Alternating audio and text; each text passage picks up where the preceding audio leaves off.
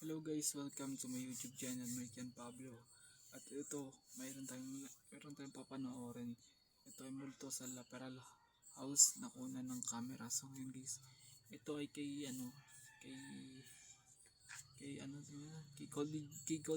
kay Goldie G. Yan. So kay Goldie G siya guys. So papanorin natin siya guys. Tapos abangan niyo na rin yung upload ko nito. So ngayon guys, let's go panorin natin to. Parang si Boss Rino. Subscribe niyo si Boss Rino guys. Subscribe niyo rin si Goldie G. Yan. So, let's go guys. Panorin natin. I came from the mud. There's dirt on my hands. Hello YouTube, Boss Rino. Welcome to my channel. So ito, may nag-request ito. Kay, ano pangalan sa ano? Ito ay multo sa Laperal House. Ito yung sa Laperal House. Yung nagpa-paint na kunan ng camera. Nakalimutan ko pangalan ni ate. Si Goldie G. Okay, si Goldie G. So, subscribe si Goldie G, ha. Tapos, multo sa Laperal House. Ito yung part 3 yata to, nung minumulto siya. So, ito, tirayan natin ito. Sa nag-request ito, nakalimutan ko kung sino. Bigla na nag-pop up sa isip ko na may nag-request pala nito. So, ito, tirayan natin ito bago patarahin na iba. May nakunan sa video. May humawak sa likod ko. Ikaw ang napunta ka sa may kamay sa braso. Pakain niyo ba ito? So, ito yung may pasapasa. Wala nga. Ay, putya, meron nga sa likod niya, hayop. Ano yan? Pag uwi mo ng bahay, may mga ano. Wala. Ayun, may gumalaw, no? Kita mo? Kami ba yun? Mga kabulan. Yun, no? Kailangan na dapat bumalik ko. Nakapag-aling na rin kami ng kandila. And bumalik lang talaga kami dito ngayon para subukan. Yung parang kamay, no? Putya.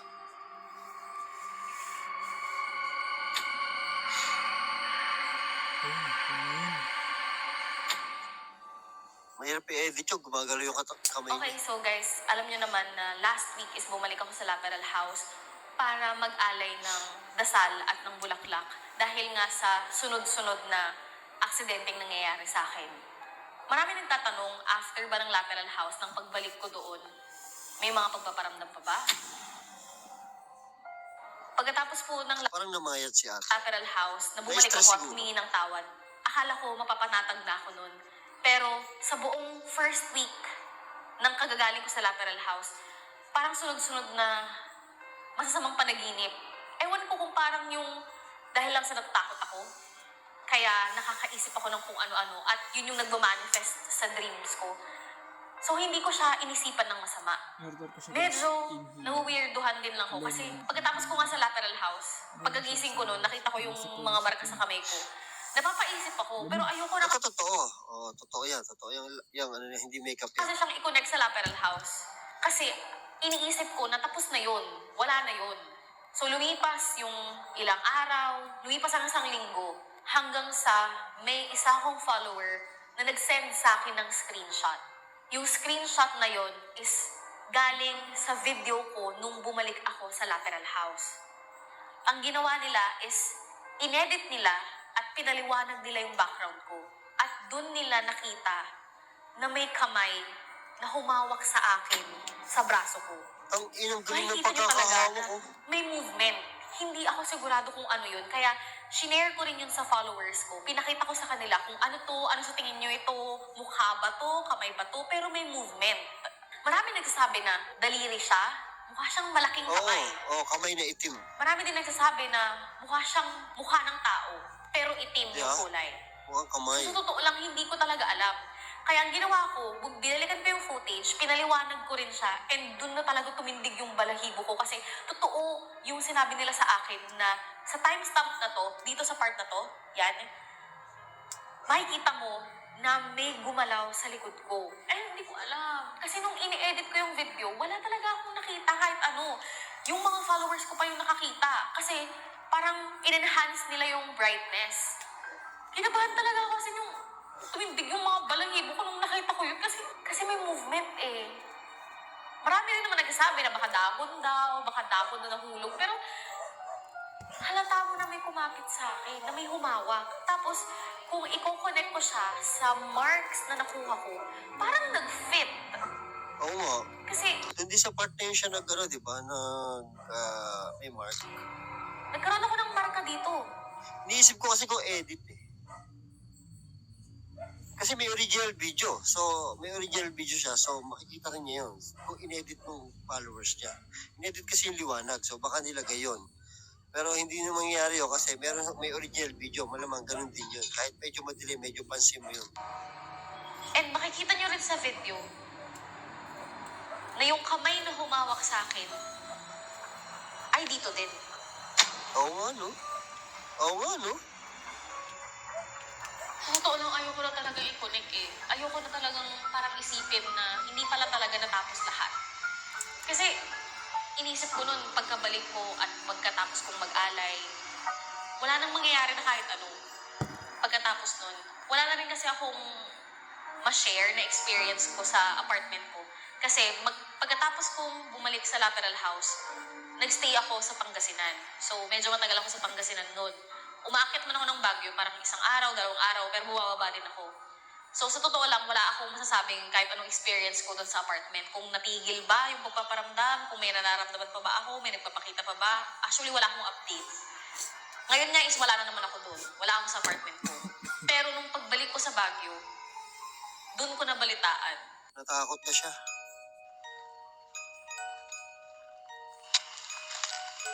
Ayun yun. Ano po siya?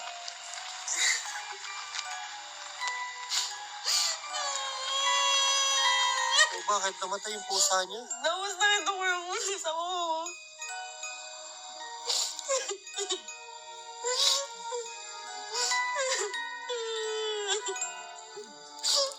Ako po, Hindi umiyak.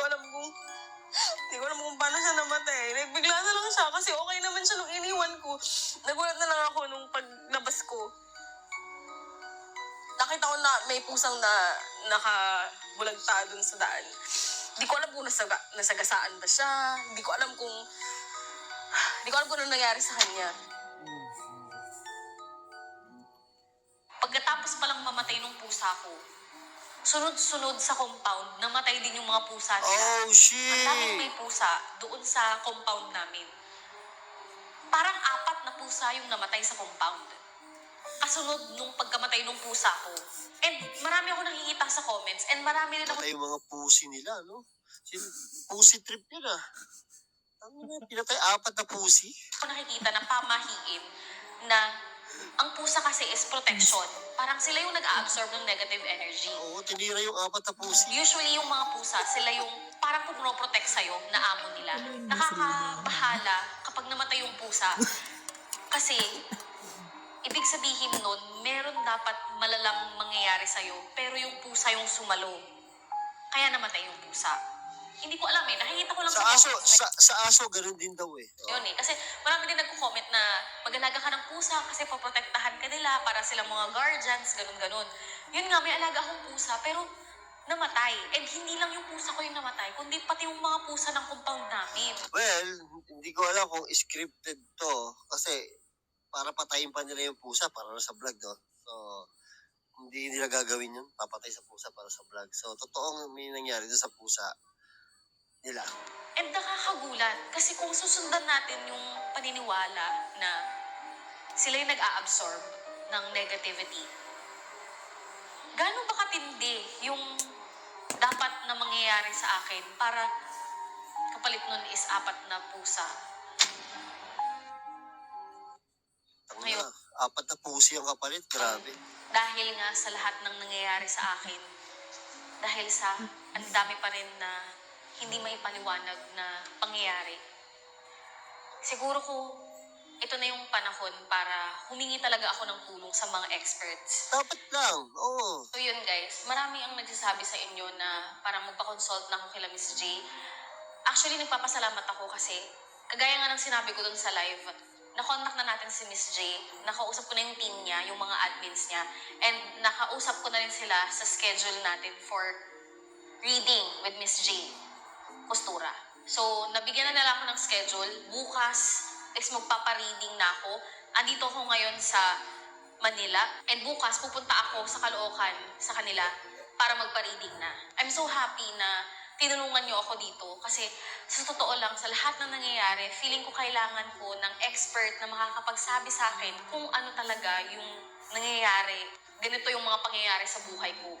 Sa ngayon naman, sa totoo lang, wala naman akong nararamdaman. Parang yung last na weird experience ko is yung mga panaginip. Pagkatapos ng mga panaginip is yung pagkamatay ng pusa ko. So after nun, wala naman ng kahit anong weird na experience. Siguro wala rin akong makwento dahil nga sa sinabi ko na hindi ako nag-stay ngayon sa Baguio. Most of the time, nasa Pangasinan ako. So bukas, ikikwento ko rin yung journey ko sa inyo papunta kay Miss J, Postura. And share ko rin sa inyo kung ano yung mga naging readings, kung ano yung nangyayari, at kung ano yung mga nakita ni Miss J sa mga braha. At least magkakaroon ng clarifications kung ano man lahat. Abangan natin yun, nangyayari. abangan natin. Marami rin kasi akong tanong. Sa totoo lang, like magiging honest ako, ang weird ng mga experiences ko, pero hindi kasi ako matatakotin eh, kaya hindi ako natatakot. Nangikipagbiruan pa nga ako ng ghost hunting. Sa totoo lang kasi, dati pa akong may mga experiences na ganito. Bata pa lang ako, marami na talaga ako nakikita. I don't know kung meron bang silbi to or may mapaggagamitan ba ako. Pero, ayan, makakita natin si Miss J and masasabi niya sa atin kung ano ba yung mga dapat kong gawin, kung ano yung mga pwede kong magawa. Kasi feeling ko, dahil sa nakakaramdam ako and meron akong takot ako doon. Tanginang yan. Tago, kanina pa ako nakatingin dyan. Sa hallway na yan. Sa nakakaramdam ako and meron akong takot ako doon. Ayos nagbumura ka rin Ay, sarap. Sarap mga doon nagbumura. Ulit ka. Kung takot ako doon. Diba? Totoo. Abisin niyo pag nagbumura, totoo yan.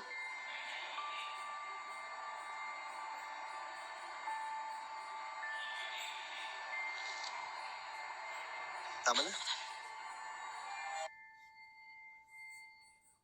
Ano nangyari? May nagsalita ba?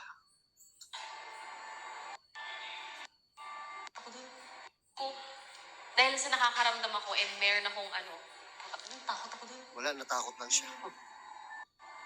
Ayun na pa ako nakatingin dun sa pinto na yun. Sabi ko na eh. Alam mo ba yun yung picture? Ito, may tinawagan siya. Yeah, bitch, what's up? Share ko sa'yo yung alam mo ba yun yung nakunan? May nakunan sa video. Parang siya, alam mo yung nagpunta ko sa may Laperal House, tapos para siyang may humawak sa likod ko. Pwede mo nga i-show dito, yung parang watch together. Alam mo yun? Yung parang ganito, watch together. Oh, wow.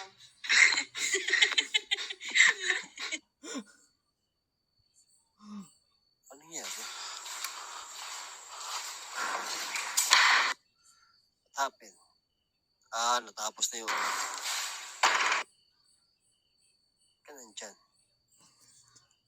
nandyan. So, yun! Abangan natin yung yung konsulta niya, no? Yun din guys. Grabe mga grabe yung ni Boss Rino kanina. So hindi ko makakalimutan yun. So ayan, ganito na lang tayo mga lods. Hanggang dito na lang talaga to. So yun guys, maraming salamat sa mga subscribers at na-supportan nyo pa ako. Mag-subscribe na kayo, mag-like, comment, share na rin kayo, at mag-comment na kayo. Huwag nyo rin kalilimutan pindutin yung notification bell para maging updated kayo sa mga susunod na i-upload na video. Maraming salamat. Guys, huwag nyo kalilimutan guys, pindutin yung notification icon. Yan, so follow nyo ako sa page ko, mag-like, comment, share na rin kayo dun mga ka-lods. So, nandito na lang tayo. Maraming salamat.